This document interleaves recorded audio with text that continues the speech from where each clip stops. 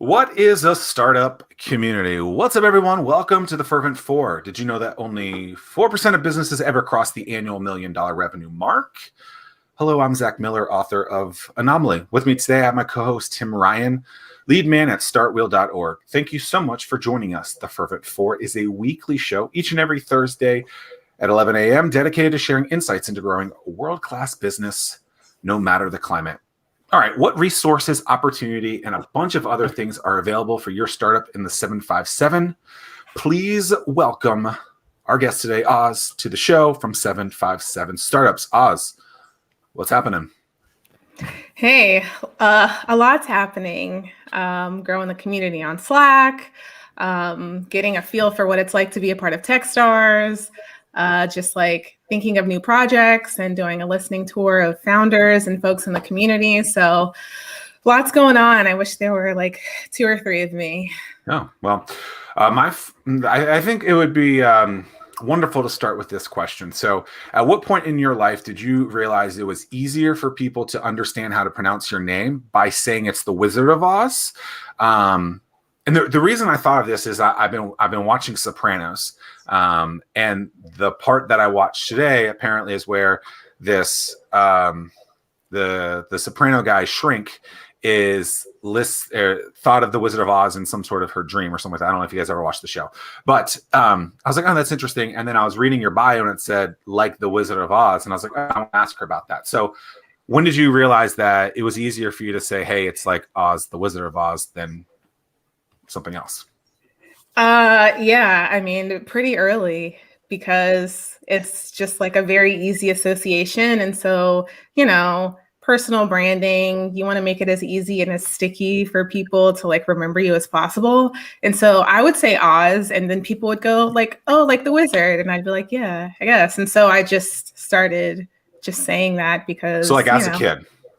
As a kid, like all through college, like now, like when I've been pitching, yeah. You born and raised in this area? I am raised in this area. I got here when I was 4. My dad's military. So yeah. You went to UNC, here. Right? I did. Chapel Hill? Go Heels, yeah. Okay, so actually, let's talk about, I think branding is something that's really interesting, right? And so something, I think our area has a branding issue. I actually don't think it's a branding issue. I think they make it a bigger issue than they need to be, but that's a completely different story.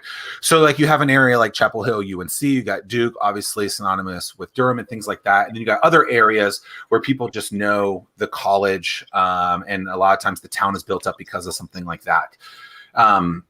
What do you think about kind of the word association and branding associated with college towns or cities that are being marketed by the sports teams that can kind of help elevate them up?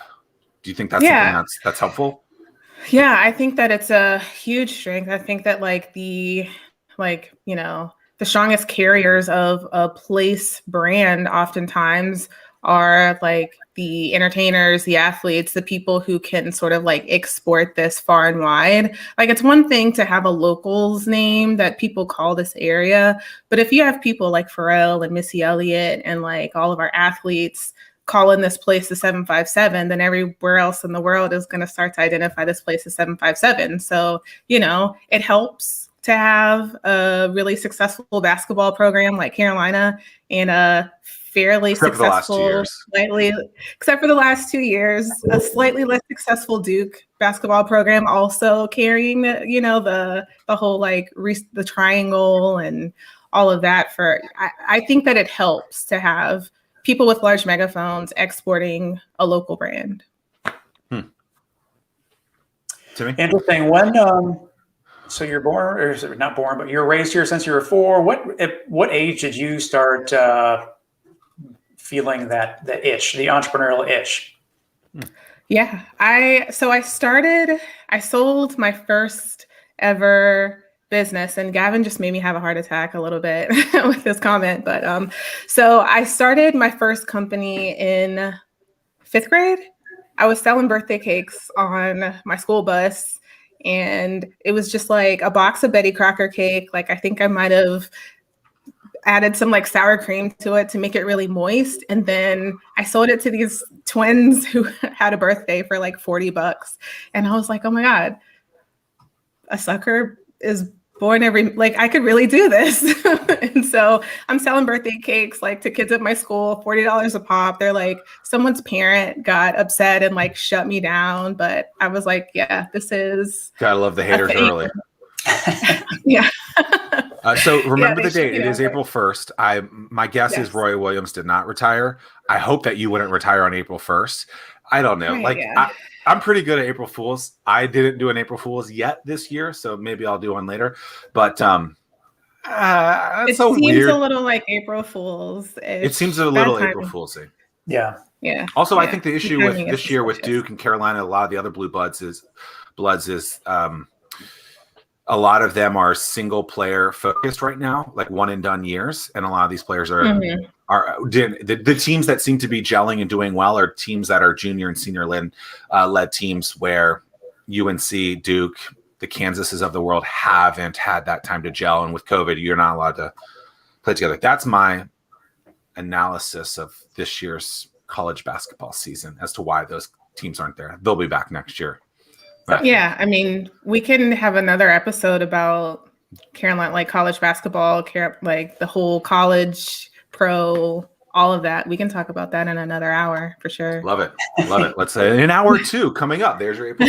We're not doing that. There you go. Okay, so branding is completely. We've come to the conclusion it's extremely important. So recently, so some people might know you from things like Free Ping, from being at Start Peninsula, from doing. You were associated or started some sort of mom and kid co-working space on the peninsula, a ton of other things as well. But now you're associated with and helping running 757 startups. Right. Yeah. You look confused. Okay. No, I was deciding if I wanted to go a little deeper. Okay, so when the announcement came out, though, it was announced as a different name. Mm-hmm. Right, as the Shipyard, and as someone who, we just taken a couple of minutes talking about branding. When you released that name, was there thought that there's going to be confusion there? And then because you've already kind of punted to the 757 startups thing, walk me through that and kind of why 757 startups is the brand name that you want to be synonymous with. Right. So this thing, when I first came into this Techstars role, I was looking at some low-hanging fruit opportunities to just like catalyze community. And the easiest way to sort of like socialize a message these days is to create a landing page and just like fill it with information and point people to it. And oftentimes when you do that, you want to pick, maybe like the most obvious sort of top level domain that you can. And luckily enough, 757 startups was available. So it was a no-brainer for me. I'm in the 757. I'm helping doing ecosystem development here. I'm very much founder and startups focused. And so 757 startups, I bought 757 startups and built a landing page there. Ran into a couple of issues when I pitched this internally within the community, like with the partners that we're working with. And the partners thought it might have caused some confusion with what they're doing. There's 757 branding for Accelerate and for Angels. And although they're partners with us on this Techstars contract, they are not directly affiliated with this community that I'm building. Like this community is independent. It's owned by founders. I'm trying to reinforce that message as much as possible. I don't even own it. It's sort of an exercise in democratic ownership of this community. And so 757 startups, it is what it is. It's very simple to understand. With this perceived confusion issue, I was, suggested that I should change the name. I put out a small poll. I got some ideas, like the Shipyard 757 kind of stuck. We were writing this whole, shipping terminology within the region, but also ship your product, that whole concept within startups. And so I launched the thing. I couldn't dwell on it too much. But as I'm going out, having these founder calls and ecosystem calls, doing my listening tour, I've gotten feedback that people really aren't connecting with the Shipyard 757. It was creating a lot of confusion. It was creating a lot of loss. And so, I just like, for the sake of the community and for like the benefit of the founders and everybody involved, it's obviously the best call to call this thing what it is. It's a resource for 757 startups. I think I used to own 757startups.com and I just let it go at some point. So congratulations on getting that without a new baked in fee associated with it. Maybe it was 757 business, but something like that I feel like I've owned before. Yeah. And you got to listen to your customers. I mean, what your customers say is a lot more important than anything else. But you see that, though, I would think that would be credit to the 757 brand. I mean, it's just the reason it's stuck is because of the efforts that have already taken place. So, I mean, that's a compliment. I wouldn't look at it as confusion. I think that just fits in line. Yeah. Speaking of confusion, It's official. He did retire. I apologize. Wow. It's the headline at ESPN.com. It's real. Unless ESPN is lying. Unless they're in on it too. Wow. Hey, got to get them page views, I guess. Yeah. Well, he has an announcement at 4 p.m. So I'm hoping it's just like confetti cannons and a big April Fool's sign, and we can put this behind us because, I'm a little sad by that. I mean, we need a fresh start. I don't want to talk about this right now. We already screwed up the conversation. Sorry. What's we'll change topics. To prevent tears from flowing. But so you jump in this role. What's the biggest surprise that you found as you're talking to members of the community in the startup world? So these conversations have been great. It's like I've dedicated the first 100 days to having as many Zooms as possible with as many people in the community as possible. It's really easy to book. Like, I've been surprised at how just eager founders are to connect with one another. I think that like the part of the solution to creating this really like nutrient dense, highly connected ecosystem was so obvious. I think it might have like eluded people who get paid lots of money to, provide resources for entrepreneurs, but like people want these peer networks. They want to get on the Slack. There's like a little more than 60 of us in there right now. I think we've generated like 1,000 messages a month since this thing has been in existence. But I think it just like proves that like peer networks are really beneficial, like rich, valuable networks. People are posting questions and help. People are posting jobs at their companies. Like people are sharing their events. It's just like, why should anyone need to go through several layers of friction just to have the sort of like visibility of the ecosystem that they need? And so, I've been surprised at how active the Slack has been. I've been surprised at how, at just like how many founders are out there and the sort of like the broad definition of founders. I think when you broaden it, like you just make it more inclusive, just like by nature. Mm-hmm. And it starts to feel like this community in the Slack really is starting to feel like what the 757 looks like and feels like and is. So, I mean, it's a lot of work, but like these Zooms and conversations like this, it's just like. But you nailed it, though. It is a ton of work. And the thing that I find is so interesting is people that are on the let's just call it the top level, they live in a whole different world than all the three of us are. Very, very community focused.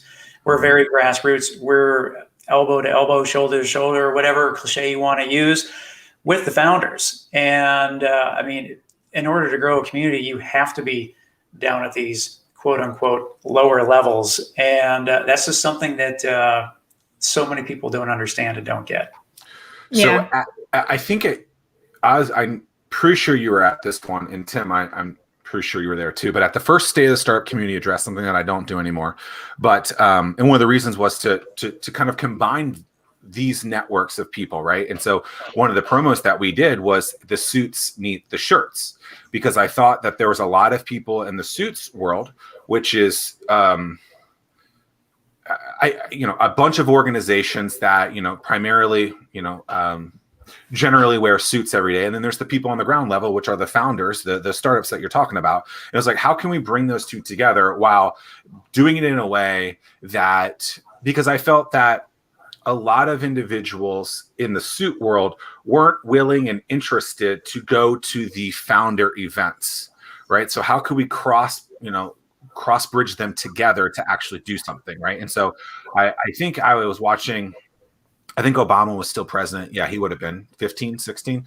I think I was watching like a State of the Union, and he was, it was on YouTube, and I was like, oh, this is really interesting. Like, they're broadcasting this not just on your normal TV anymore. It's being broadcasted everywhere. I was like, what would be interesting is if we kind of did a State of the Union for the startup community, kind of, and instead of just doing State of the Cities, we brought all these people together. And I think it did an okay job of bridging those things together. But I do think it's really interesting how a lot of people the people who are actually doing the work, if you will, on the ground level, are not being at the same events as the suits, if you will. And so it's interesting that I was in a lot of these cases the tweener in between those things, where I don't know why I would be allowed to some of those suit meetings, but whatever. But it was interesting to try to bridge those things together. And I think it's a mistake that the suits and the shirts don't gel more together, because I think there could be a lot more opportunities. Are you seeing pushback on anything like that? Why do you think that the suits don't show up and stuff like that, where the founders are willing to? I guess either of you can answer this, but why do you think that the founders aren't, or the suits aren't attending the same events as the shirts in that case, or the founders? Tim, do you want to go first? No, I mean, it's, I think that it's just, it's everybody, they're almost like sitting back. I mean, schedules are tough. That would be a soft answer in terms of why they're not there. But it's one of those deals. It's like everybody wants to take credit once somebody finishes a seed round or a Series A. Everybody wants to be part of that. But it's like, man, where the founders need everybody is at the very beginning to get to that point. And I think that a lot of it is just cultural. This area has a lot of old money. It's a lot of real estate money. They don't necessarily know what it takes to invest in startups. They don't know. I mean, real investing in real estate is a lot safer bet, and it's long term, passed on perhaps for generations. So there's a big cultural shift there that needs to take place. And I think that there's a really, really large element that there's so much empire building that goes on. I mean, it's like, I want to be successful. And if I give someone else credit for something, then that doesn't make me look as good.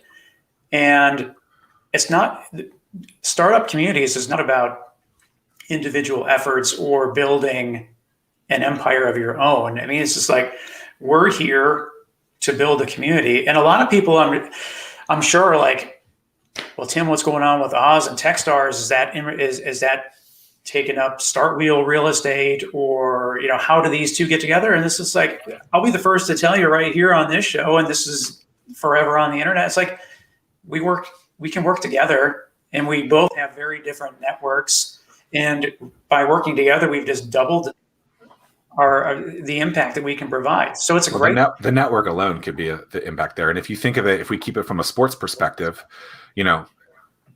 just from the head coaching level, right? The head coach has a ton of assistant coaches, right? So like, it could be just like all of us are assistant coaches, right? And the community is the head coach, if you will, and they all work together for different schemes, if you will. And and Oz, she had mentioned it already before. She's like, I'm just the person that's here. And I feel like I'm the same way. It's like, I might be behind the person from the start wheel side, but if there's someone else that wants to take over and thinks they can do a better job, then this is a community run lab. This is not a Tim thing. And just like Oz said, if I'm just the person that's kind of pushing the buttons behind the scenes, and if it's time for someone else to step up and do something, then they can do that too. So we know what our roles are. Yeah. And I think, that's kind of how I see myself in this community, which is, I think, a different paradigm from how, you know, many of the top level people see them. I see myself as more of an amplifier or an aggregator, or I like to give this analogy of like a maitre d' kind of a person. Like, I will meet you at the door of this community. I will show you around the room. I'll help you like mix and mingle. I'll take you to your table and all of that stuff. I don't need to center myself in the like solutions that are offered. I want to help people to network within this community and make them feel comfortable and included in this community. And I think when you do that, then, you know, you naturally create value in ways that you might not have even expected that you could create this value. But like, you know, to answer this question about like why the shirts and the suits don't often like mingle with one another, I think it's because of this legacy sort of like economic development model. I think we're experiencing sort of like a shift away from this like third wave economic development, which was whale hunting, which I remember you talking about, Zack, at one of the State of the Startups. It's like, you know, we are still very much like a whale hunting, economic development driven community. The last year should prove that 100%, right? I mean, yeah. Why can Walmart and Amazon be open, but the little bar down the street is going to be closed? Right. Sounds like they don't care. I mean, from a general right. statement, I mean, that's what it seems like, right? I mean, yeah. Yeah. And there's signals like that all throughout the community. And so one thing that I've heard as I'm going through my listening tour is that there's just like this, obviously a cultural disconnect. Like, you know, these resources are very hard at work.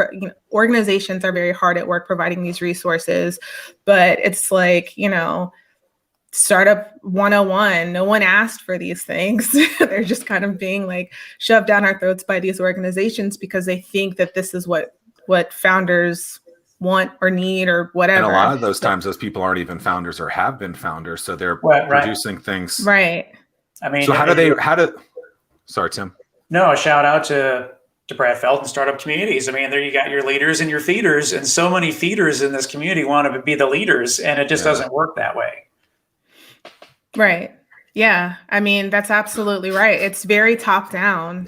It's not, you know, we all win when we all win. It's like, and so that's actually one of the points that came out of this survey. Like the early results show that one of the opportunity areas is like more collaboration, but more just like even playing field, sort of listening to the entrepreneur community, which if you're the three of us in this, like we're preaching to the choir when we say that, but like, these are things, I think it's like a mentality shift. And I think these are things that the people at the top level really need to understand, and that those of us on the ground level of the startup community need to really enforce. You know, if these organizations aren't providing us the things that, you know, these people, something that I've always pushed back on, and I've said this, I'll just straight up say it. So I've been I think I'm on the board of 757 Accelerate still.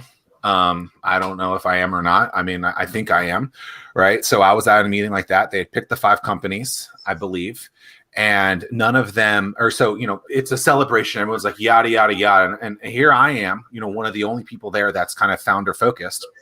I said, it's great that you've given all this money. Great. Congratulations. But what if that company wants access to what your business is doing from an API perspective, or from a networking perspective, access to anything? What would you be willing to do to provide that to them? And the answer is this. And like I'm basically looked at like an absolute donkey in that situation, where I'm like, well, if you guys are really about the businesses, really about the startups, really about the founders, then you would give them as much access as possible. That makes sense. I'm not saying like open up the entire like the flood walls or whatever, but like make it easy for them to do the thing that you want, instead of just throwing out some capital and being like, oh, we did our job. It's like, no, that capital means nothing to most of these companies, right? What they want is access to that thing whatever it is. And that thing could be a cornucopia of stuff. And, I'm blackballed in a lot of these situations because I say comments like that when I'm thinking, just like I think a lot of the other founders are in these situations as an actual business owner. I'm like, yo, cool. Like, thanks for that $50,000 city of whatever, bank of whoever. But that's not going to do anything for me when I can't actually tell the customer that I'm trying to get that I don't even have the business in my backyard's access because you're not willing to open it up in any kind of capacity. I mean, that's what we're looking at in these situations. And so, like, I don't understand why that's so hard for people to get over. It's like, well, don't support these things if you're not really going to support them. Actually support them, and cash is only so much. Right. Yeah. There's a level of caring, I think that when you have this sort of hierarchical structure and you've got these organizations centering themselves and placing themselves at the top of this community, what you get is very sterile resources. You get very academic. We've done so many studies and so many surveys and so many, just if you spent the money or took the time that you spent on trying to find the magic bullet, and actually just maybe took a founder first approach and listened to what startups wanted and process modeled the lean method for growing the startup ecosystem, then, I feel like you would be able to find the answers you need because people are giving these answers every day in things like the Slack and all these coffee, drinks downtown. The founders are telling the community what we want, but there's the disconnect. There's the same conversation that happened in 2010 is still happening in 2021. Right. It would be interesting. What I'm sure conversations like this in that setting still happen in other places across the country too. Mm-hmm. And so it would be interesting to see what are other cities doing, because it's weird because a lot of these people are going to those places and they're exploring from different cities. Hey, how do we fix these things? And they're telling them an answer. And it's like, oh, cool. That's a great answer. We need to do that. And then they never do it. And it's just I don't get it. I mean, it ain't hard. I mean, all you have to do is go on the Slack group or to a meetup.com and say, hey, by the way, we're going to this is how Drinks Downtown started. You probably came around when I had given it to Byron at some point. But I started because I had moved downtown. Business had moved downtown, and there was no one at a bar on a Tuesday or a Wednesday night. And I was like, yo, let's just have a bunch of people storm the bar and let's just all drink and mingle. Well, the first one we had 30 people, and then the next one we had 100. And it was okay, well, maybe there's something here. It wasn't hard to coordinate at all. And so it's interesting that these things that we started to fix, I thought a long time ago, are still prevalent. Yeah. I mean, it's just a vicious cycle in the sense of new people want to step up and be the leaders. And again, I mean, it just reinforces it has to be founder friendly, start it and grassroots from the ground up. I mean, it just. Can we define startup? I think that's important. Aaz, how do you define startup? Yeah, and I think this sort of answers, it touches a little bit on Chris Shelton's question over in the Slack, but to me, as far as this community goes, the definition of a startup or the definition of a founder that belongs in this community is anybody who feels like they belong in this community. Anyone who self-defines or self-identifies as a startup founder or an entrepreneur belongs in this community. And the reason why I define it that way is because I think of stories like Shopify. So famously, Shopify is this $30 billion backbone of e-commerce, payment processing.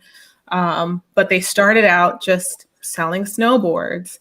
They were selling snowboards and they were a part of this sort of network of entrepreneurs, and they were introduced to this sort of high growth mindset and entrepreneurial way of thinking. And it was sort of through this that they identified an issue that they repeatedly had while they were selling snowboards.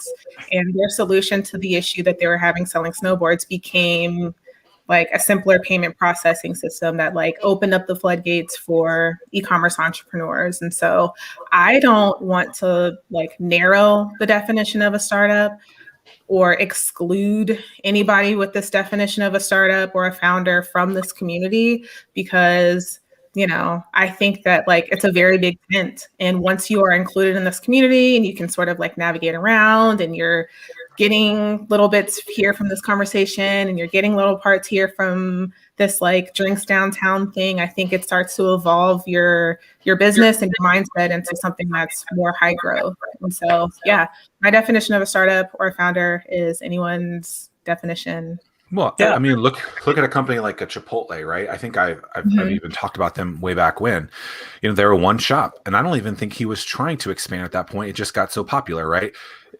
At some point in the early 2010s, I thought that Froyo might be that thing, right? And Skinny Dip locally could have been that. I don't think they progressed into the accelerant that I thought they would, but you got something like the local wing joint Dirty Buffalo that's trying to grow into that kind of thing. That could happen, right? I mean, you could become the next big brand, yet because they're under the wrong word, you could see something wrong there. Yeah. Totally. Yeah, that's absolutely right. Yeah, I mean, there's, I agree with you, Oz, in the sense of, from a general term, startup, entrepreneur. I mean, they're synonymous that, hey, anybody, the phrase that I always use with everybody is like, everyone is good enough, but no one is too good. I mean, it's like, welcome, you're part of it. And the thing that's really neat is that with the entrepreneurial community, I'm sure that you've seen it on your side as well, is that it's a self-policing community. If people are in it for the wrong reasons, they get weeded out really, really quick. And it's the weirdest thing, because it's just a natural process. If someone comes to an event and they are just like super sales heavy, or they're in it for the wrong reasons, it's like there's a light above their head, and then they won't come back. Business card people who just throw those out, right? I mean, all you're going to do is continue to sell. Because, I mean, I think that over time, I mean, everyone's, motive comes out. I mean, it's not a bad thing if you have, if you want to generate sales, if you want to meet with people, if you're trying to find someone to hire, whatever the case is, everyone's got a reason they're doing things. But a lot of times, from a grassroots effort, I mean, we're building the community. And sales 101 too, though, in that, Tim, right? Where it's like you don't buy from someone the first time you meet them, likely, right? So it's the process of that, and so But that's the whole thing. Like, where I'm going with this is, it's like, we're not coming in from the top saying that, we're just looking for deal flow. You're not an investable company. We're there with everyone, working with them, and then because we have this 10 to 20 year plan, we see these companies grow. But like right now, I mean, a VC or an angel may come in and they're looking for deal flow right now. The competition is huge to try to get the right companies. And it's evident in the sense that with us, we're there thick and thin, short term and long term. Yeah. And so going back to this like conversation of like who's included, who should be a part of this community, how does this community grow? I find myself often like having to reiterate that like I am not it would be a nightmare for me to be considered like the tech star or like the leader of this community. And so I'll get messages from people saying like, oh, I think such and such should be in this group, or why don't we have more of this kind of people in this group, or this group feels a little young. I'm just like, the link, invite them into the group. Like all of the growth in the Slack community has been organic. Like the press release came out and we got a couple dozen people, but the rest of the growth has just been like, if you like what's going on in this conversation, like invite more people that you think should be a part of it. And that, like, I'm not gatekeeping. I think that gatekeepers don't belong in this community. This community, in order to look and feel as natural and organic as possible, as much like this place as possible, like we've all just got to be actively like inviting. And like you said, here's the link, right? Show up or not. Right now everything's online, so just join the Slack. If not, in a couple weeks, couple months, whenever COVID's over and the floodgates open there and people can go outside again, to the masses, like things will happen there. Hey, we're going to be at this event.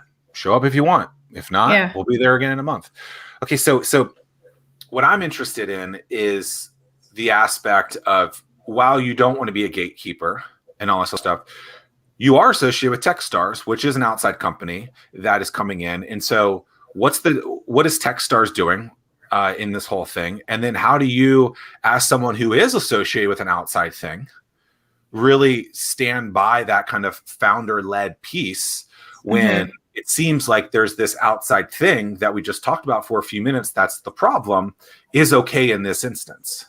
Yeah, so I'm really happy like that you asked this question, because I was excited to start in this Techstars role. And when I founded FreePing a while ago, like Techstars was always kind of like this holy grail. Like, oh my God, I really want to be in a Techstars accelerator because their success rates are so great, whatever. So there's some behind the scenes of how Techstars came to Hampton Roads. Techstars has a program called Ecosystem Development. It's brand new. We are a very small team, kind of like a startup inside of this company. Techstars, of course, their bread and butter are accelerators. They sort of like, they really sort of pioneered, along with a couple of others, this model of accelerators. And like fast forwarding 10 years from when they started doing this, like accelerators are almost a kind of a dime a dozen to certain degrees of success, like startup education and like resources and workshops and things like that are also a dime a dozen. It's really easy to sort of get the information that you need. The benefit of a accelerator like Techstars is the network too. You get access to like this big, huge global network, which we all have agreed is vital to a startup's growth.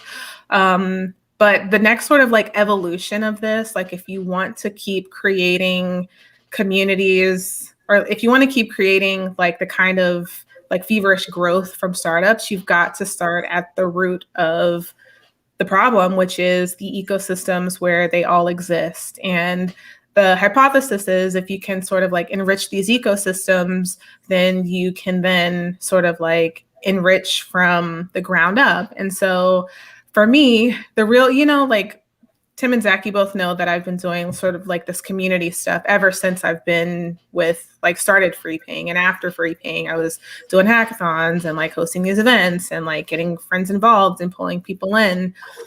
There was never any money in that for me. Like I did it because I love to do it. And I think a lot of people in this ecosystem do it because they love to do it and they're not at these like super high levels. But the opportunity that I saw to join Techstars and do this work is that they are very intensely founder focused. Like they have a profit motive, of course, but they're like move fast, break things, like bullish on this founder first, very generous sort of give first model of ecosystem development.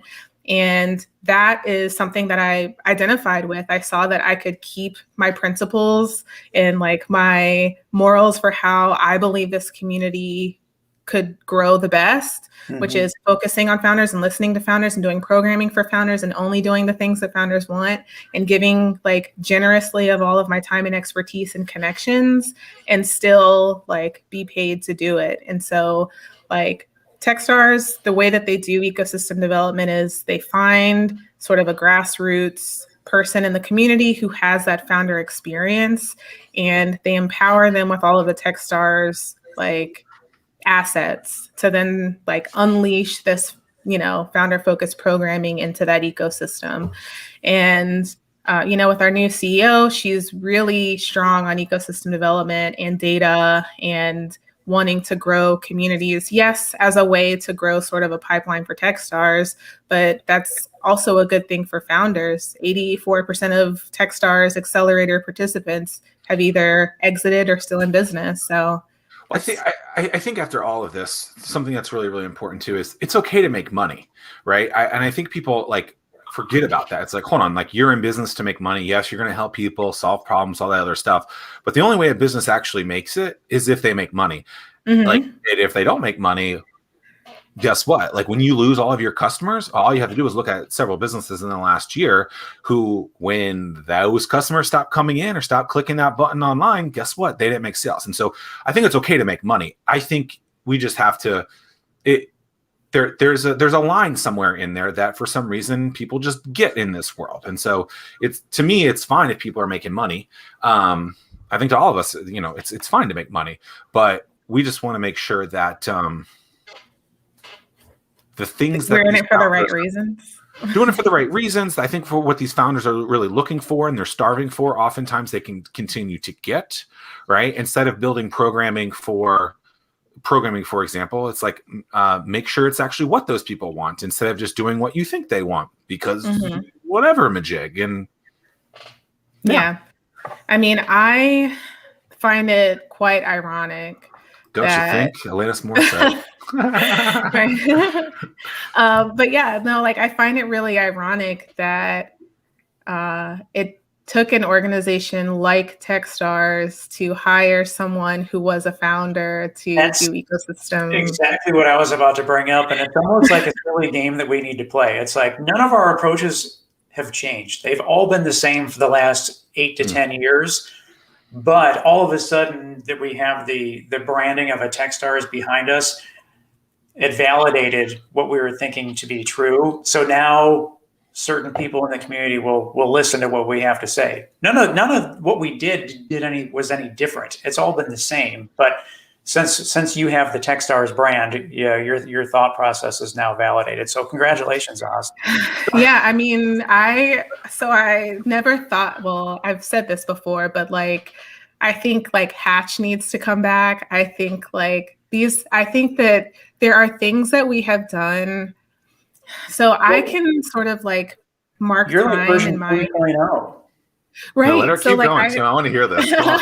No, this is how I like mark time in my brain when I'm going through like my history of my involvement in startups here. Like I came in during the Hatch era. There was a lot of energy. People were meeting at bars. There were events and things like that. It was great. I didn't hate driving to Norfolk to do these things because I knew that there was community there and some of it would trickle back to the peninsula with me. But like that was the Hatch era. And then there was like the post-Hatch era. And in my mind, it's just like tumbleweeds and gray websites and like corporates and universities and like folks coming in saying like, okay, we know what to do for founders and this is what you guys are going to get. And it's going to feel really stale and people are going to be buttoned up. And now I feel like we're approaching post that, or at least I hope so. But yeah, like I think Hatch needs to exist. Something like I miss that energy is I guess. Well, I think what's interesting about that, and Tim, I'll let you go in a second, but like if you look at those organizations that came in, they were stale organizations, and that's not that those organizations aren't necessary, right? But when you start getting a ton of economic development folks running stuff, when you start getting a ton of universities, I think the word accelerator became a buzzword, and then every city wanted to jump on that like they did with whale hunting, right? And so it was like, hey guys, like stop. We have these things in existence. They will help everyone if you just let it happen. And I had those conversations for years, right? And it's just like, stop telling me to open my damn thing in your backyard. It's working right here. It doesn't need to be somewhere else. It all can work everywhere. And it just became ridiculous. And well, you're in Norfolk, so you're only Norfolk. No, I could care less where I am. I could do this in Cheyenne, Wyoming. Well, let's think about somewhere in the region. I could do this somewhere in Virginia. I could do this at, some random house in Virginia Beach, right? And still make it successful because I was able to figure out what those people wanted from an energy perspective. And that's, I think that's important. Creating energy is not an easy thing to do. Right. And it's underrated. And I think that's what's missing in a lot of these things is that energy. It's like they work a 9 to 5 and that's all they do. It's like, well, what am I doing between 5 and 9? Well, here you go. Here's the platter. Right. Yeah. And that hadn't existed before. And it does a little bit afterwards. But I mean. Well, right. The thing that I find so crazy is going back to the Hatch days, everyone is looking for that overnight success story. And it's like best case scenario, it's a 5 or 6 year overnight success story. So if Hatch would have stayed open and been given the opportunity to just do its thing, let's look at some of those companies now. You have Array Digital that's doing over $1 $1 million a year in revenue. 2 million. Yeah. Kerry Norfolk that had a successful acquisition. 7-figure exit. So there was the Mass Roots guys that started at Hatch, which ended up becoming the first IPO company out of Denver. Like there was some success in there. Yeah. We're going to start all over again. 7 Cups of Tea came out of Start Norfolk.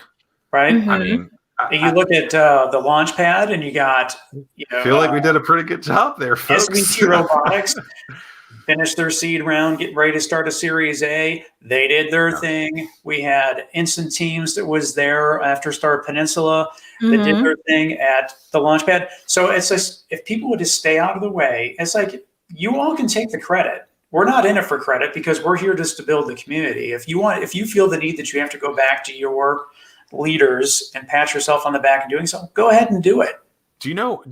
I realized this, I think in 2013, 2014, and I'm going to say it in a different way.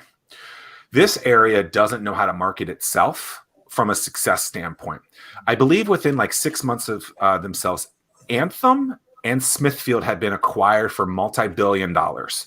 These are 15 to 18-year-old companies at the time, I believe, right? I might be mixing up the companies a little bit, but I think it's like that there was some medical company, I think like an Anthem or something like that, that was based here. So there was something here, or maybe they were bought by Anthem or something happened, right? And there was 2 acquisitions that were for billions of dollars. If I am a founder, so this is how I'm thinking about this. If I'm a founder of a company and within 15 years or so, I can create a company in the 757 and then sell that for billions of dollars. Why are we not celebrating that to the extent that we were? The story was, right? The story that came out was, oh my God, they're leaving. The amount of jobs that are being lost and all this other crap. And I'm just like, hold on. Like, if we want to push the founder aspect, and I pushed this a lot, right? And I've told this narrative before, but it's just like, that's what's missing, where if something like this happened, in a different city, they would be celebrating how big of a, I mean, I can't even think about how many zeros that is in an acquisition. I mean, it's so much, and I can only count to 6. So, I mean, it's amplified. I'm surprised amplified, that didn't make any real, I mean, outside of Start Wheel's blog, and there was like something maybe like that we have a win that happened a week or 2 ago, and it's like crickets, But they don't want to market the success. A lot of times it's not that it's still at the ground level. The ground level knows it, but then even from a media perspective, we don't push and celebrate the things that should be done. I mean, let's talk about something from like 18 months ago, 24 months ago. I guess it would be 24 months ago now. Is Something in the Water, right? Like one of the biggest potential festivals in the world is here, never celebrated. Mm-hmm. Yeah, that was gap number 2 on the assessment, is our storytelling problem. Mayor group, that was what it was. A mayor group got bought. Yeah. A bunch of folks said, Anthem, I feel like I'm the only success story in town, is what some folks were saying, like throughout interviews and stuff like that. But, I experienced this like with the press release that I shared out. Like I shared it pretty wide. You guys ran it first. I sent all my traffic to you. I mean, Start Wheel does a great job with like, having really good news for the startup community. But outside of that, like, I read Inside Business, and it is what it is, but I appreciate that. And I just want to make sure that everybody that's listening, if you're an entrepreneur, if you have news, leverage us. I mean, it's just, again, I don't make the decisions. I don't edit anything. All I do is to share. I pass on what needs to be passed on. I mean, you guys are the ones that are making the news. And I really want to hear more about this survey. But I think that one of the troubling results, or maybe I don't know if it's part of the results, but one of the troubling things that I hear is, if I want to be successful, I don't even associate myself as being a Hampton Roads company. I don't focus on doing businesses in this area, and that's troubling to me, because we don't get behind the companies that we have in this area. Isn't that the point of what I was saying before? Like the companies, that's the access aspect. Yeah. That's exactly, that's what you said is what triggered me to think of this. So we've got to get behind these folks, and Start Wheel is going to be there to do it. And Aaz, you're going to be there to do it. So please tell somebody. I'm hopping on a plane. I'm going somewhere else. Yeah, like Byron. I was so sad when he left. But apparently he works at Facebook now. Really? Yeah, I just heard that. Good for him. Look, I mean, that stuff happens. Yeah. To me, like, people leave. That's fine. People come, people stay.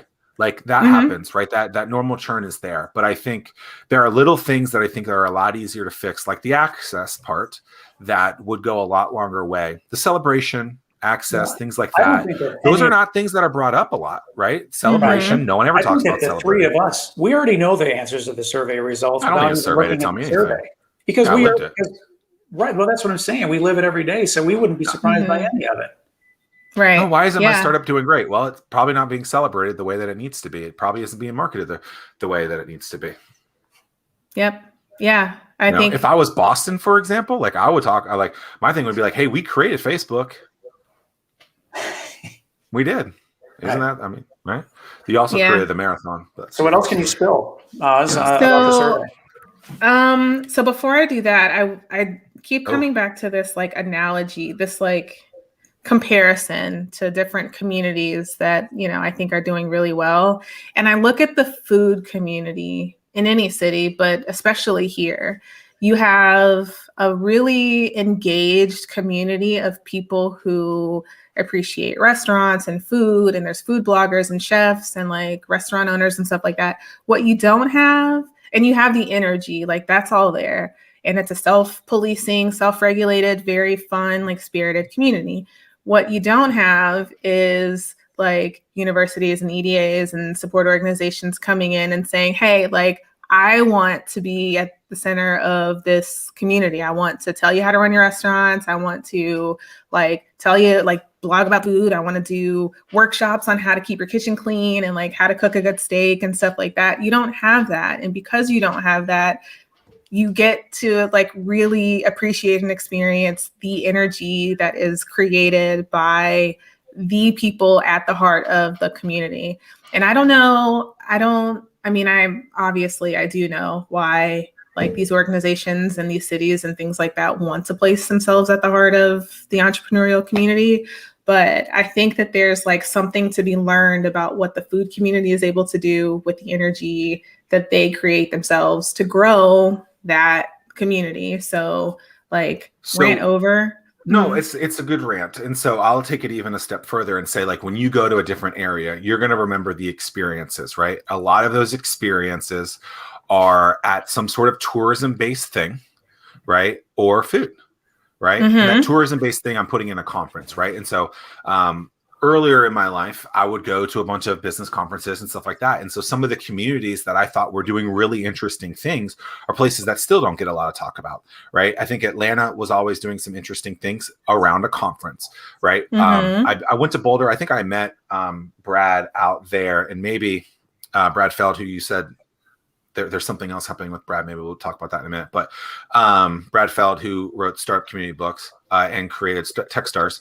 But then there was, I can't even remember the name. There was a really interesting, Omaha, Nebraska, I thought was doing some really interesting things. They created a conference called Big Omaha, really celebrating their area. And it was one of the coolest events I'd been at. And other places too. But then like I went to San Francisco and I thought that was like the weakest of the places from a community aspect. And so, I think you're hearing the Austins of the world now. You started hearing rumblings of that for, 12 years or about 12 years ago, and it's starting to really come out. I think Richmond has done a better job, even in our own state, of taking that area up. And so it's interesting that you remember experiences and food when those are other things. We're a tourism area, right? They always say military, tourism, and port. Well, all of those things are people coming to your area in some aspect. Like, what's the celebration? So why don't we have a Veterans Day parade, right? If we're home of the world's largest Navy base, that's something to be thinking about. So I don't know. And then if we're bringing millions of people to Virginia Beach every year and other cities, those are things there.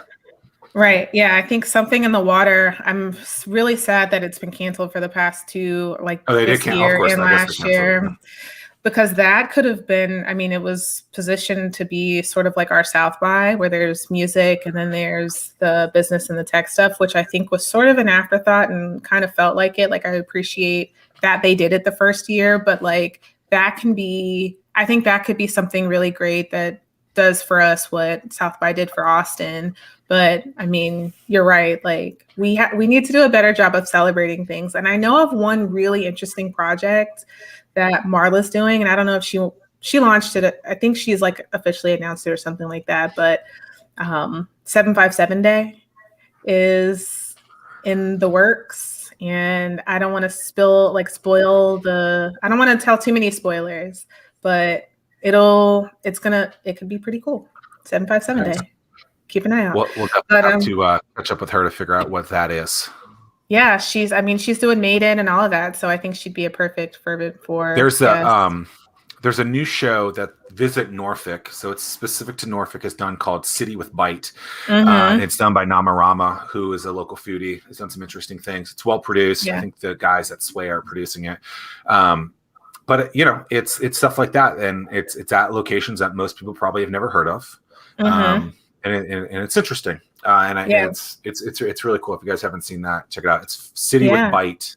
See, that's what I mean. The food community, like we need something like that for startup storytelling, like something that's, every city does their like, oh, these are the companies in our city. And I was a part of the one in Hampton, and it was like, again, it didn't have that cultural energy, I guess. But yeah, I think like very well produced, like storytelling about our startup community that's led by all of us, and we don't have to wait for. Well, even when like my TV show on ABC started, Hampton Roads Business Weekly, like that's what I was trying to do. Like I really wanted to do something like that, and I was like, "Yo, like I'm going to be in there, jeans and a t-shirt guy. I'm not going to change who I am. We're going to do it in a really interesting kind of way." And then, things change, I guess, right? And so it became more of like your standard like interview style, but what I wanted it to be was more like City with Bite type of thing, where it was like, hey, let's have really well produced 3 or 4 5-minute segment pieces and tell these stories. I don't care where we have to go. Let's do it. But dollars get involved, sponsors get involved. You have to start, stuff like that. Yeah. And ultimately when it changed, I was like, I'm out. Like, yo, this isn't what I'm not able to do the things that I want to do anymore. And when I'm not able to ask the people the questions that I want, I'm out. Like, that's fine. Okay, so tell us about this survey. Like, is there anything else in the survey that we know about that's like super interesting? Yeah, so we've run up on time, I guess, for the No. We're going to keep going. April Fool's, cool. We're going late. Okay. I have a little bit of time too. So I think, top 5 gaps in order of however they ordered this. Number 1 was inclusion. So having a startup community that is not just like a very narrow definition of what a founder or what a startup is was identified. Storytelling was gap number 2. That was probably most mentioned in this assessment. And I have to pause and make a slight caveat. Like there was an assessment team at Techstars that did this. And then there's me on ecosystem development. I was not involved with the assessment at all. So I do want to make that disclaimer. Don't shoot the messenger. Number 3, the gap number 3 was late stage funding, which I am sort of like questioning because from my perspective and from my experience having these conversations around the community, there's a capital problem at every stage. Like there's really great startup competitions, Start Peninsula, Best in the Area, and 757 pitch and things like that. But like seed stage, there's not really much like angel stage investment, even though we've got 757 angels and things like that. Like I think, whether or not they're true to their thesis is up for debate. But I think there's a capital problem at every stage. Doesn't mean there's not capital here. I just think that there's not a whole lot of awareness and it's not distributed in the sort of way that would develop a startup ecosystem. Gap number 4 was entrepreneurial engagement in decision-making. So there's, again, a lot of these organizations and cities that don't have any entrepreneurs as part of like their decision-making structure. Now, I am on the fence about this because, I think there's some value in having, there's obvious value in having entrepreneurs give input in these organizations, but also to some extent, like if I'm a founder, my time is really valuable. Do I want to sit on a board and make committee type decisions inside of university. I don't know, but like there definitely needs to be the founder's voice somewhere in the decision making at these places.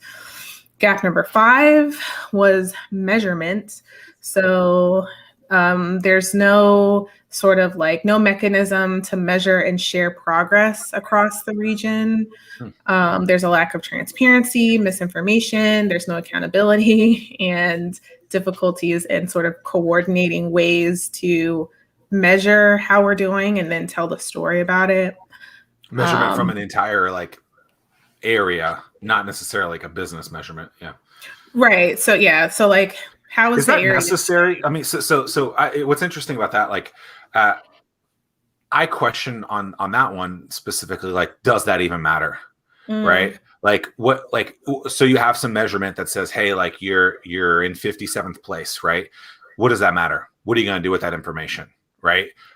And so like, because we used to use that in the State of the Startup Community Address and say, hey, like we're ranked whatever from the Kauffman Index. And people were like, well, who is the Kauffman Index? And like, so like, it's like, well, I mean, they're the only people who are producing this information for me to do it. Like, this is the information. I've asked them these questions. This is what they're saying. And so sometimes I just wonder, as someone who's gone through the measurement aspect of it, is like, what would you do if you had that information, right? Does having that information allow you to do anything else?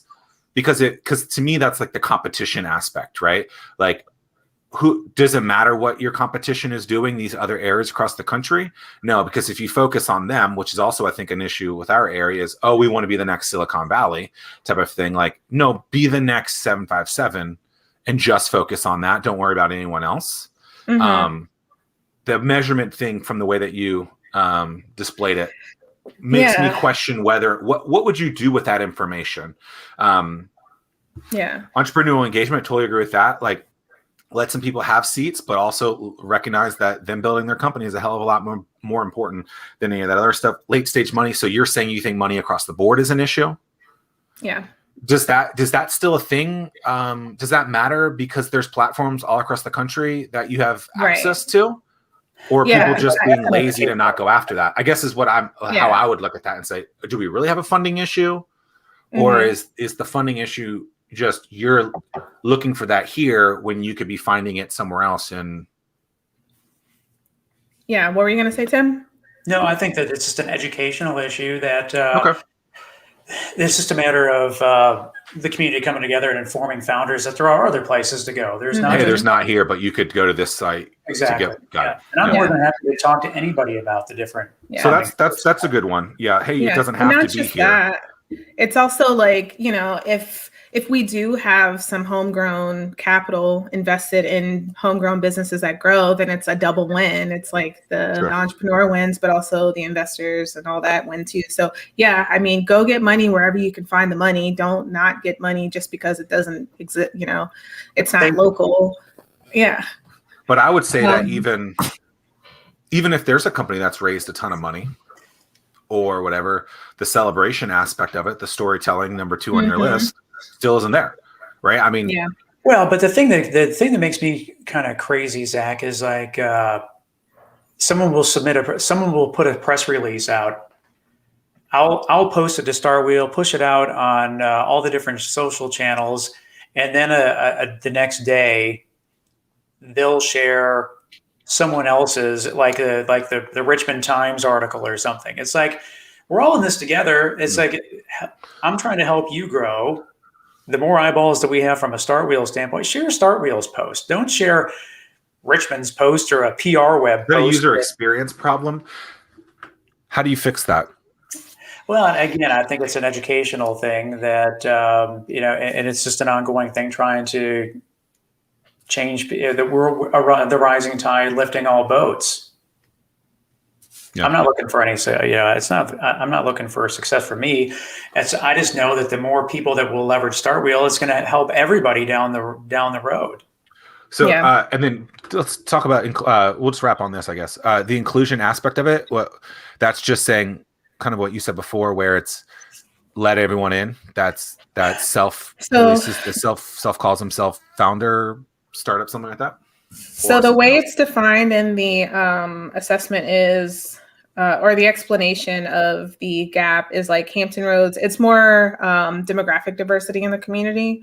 So Hampton Roads is highly diverse and has an opportunity to lead other communities in terms of fostering inclusion, and that we don't engage like entrepreneurs from different socioeconomic backgrounds, different demographics in as much as we engage others, I guess. No, I definitely don't disagree with that. I mean, I think all you have to do is look at any of those boards that we've talked about.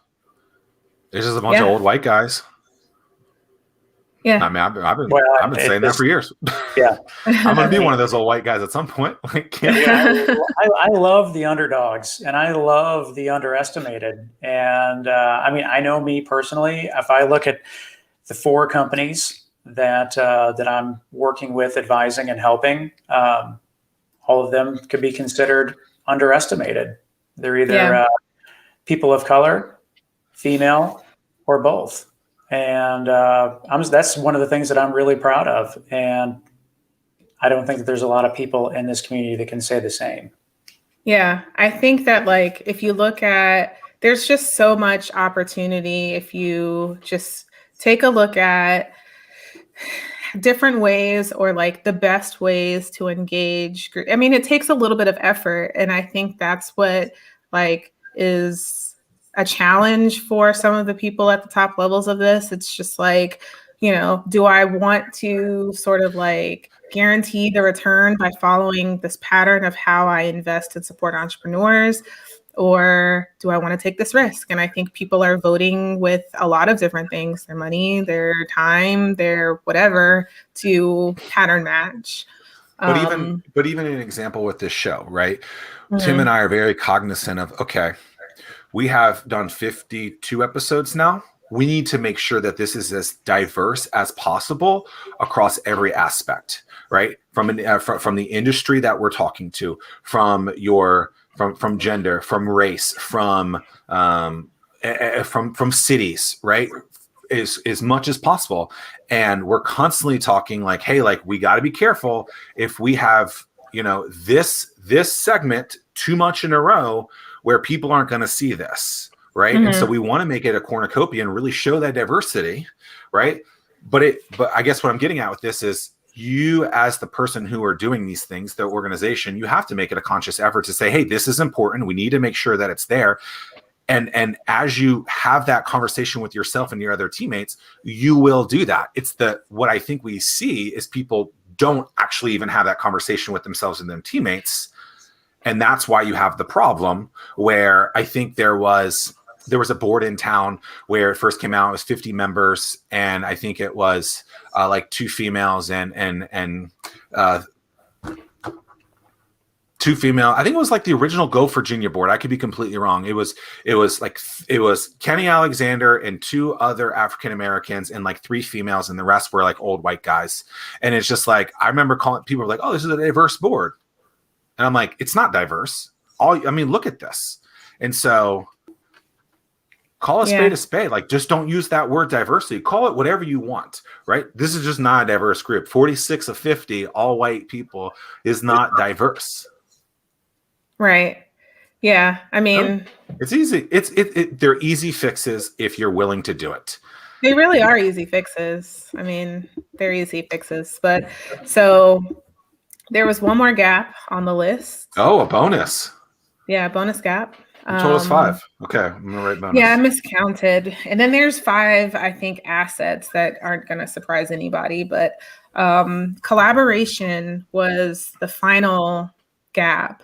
And the explanation for that says basically a lack of collaboration amongst the entities. So the cities. Yeah.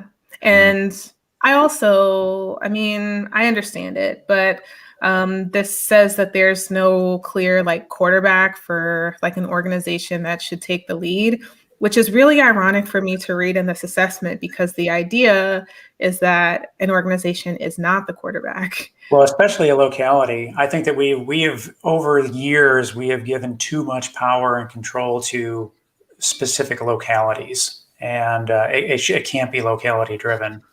Yeah, right. Yeah. So like the biggest problem, in my opinion, in the region is the centralization of these organizations at sort of like this hierarchical structure, and the fact that it's the self-licking ice cream cone problem. It's like the organization's customer, since their organization's customer is like whatever government program is going to give them a grant to run their program. It's not the founder. It's not the startup community. It's not the ecosystem as a whole. It's like, am I performing so that I can get my next grant? And like the kind of like the criteria for getting that grant is antithetical to what the ecosystem actually needs. So if this was an assessment of one, that would be well, yeah. In my closing comment that I have written down here, and I think that part of the irony is that, one, the people that needed to listen to this past hour and 10 minutes aren't listening to this. And two, when the survey results come out, they're going to say that all of it is complete BS, when they're the ones that say that this is BS are the ones that need to be the ones that making the change and completely reversing their thought process. Right. Yeah. So that's part of the reason why this event is the readout, like the full readout of the full results of the report, is so important for so many people to be involved, because I want there to be a live we're going to have a live Q&A with Brad Feld and Ian Hathaway. I'm trying to put together also a panel of founders so that we can get their take on whether or not they feel these results reflect reality. And those two are associated with Techstars for people who are those listening. Two are Techstars. They wrote Startup Communities and Startup Community Way. So, and they're also not beholden to any political. No, they don't live here. They don't whatever. care. Yeah. So they can kind of speak freely about this from their perspective. But it's going to be important that we have as many people like eyes on this event as possible, so that we can have these conversations, and so that it's not just a readout for support organizations and cities and EDAs to for lack of a better term, like circle jerk. But I keep it professional. Keep it professional. Whatever. From the research triangle to the circle jerk capital of the world, apparently. I don't know why I just said that. That was ridiculous. Cut that out. Kevin, cut that out. No, keep it on. You guys do whatever. Cannot believe I just said that live. That's great. April Fools, everybody. April Fools. We love you. No, this was great. Appreciate it. Looking forward to it. If you guys are listening and you want to learn more about what Aaz is doing, go to 757startups.com, 757startups.com. And that's it. Aaz, it's been fun. Appreciate it. And we'll see you guys soon. Thanks, Aaz. Yeah, it was fun. Later.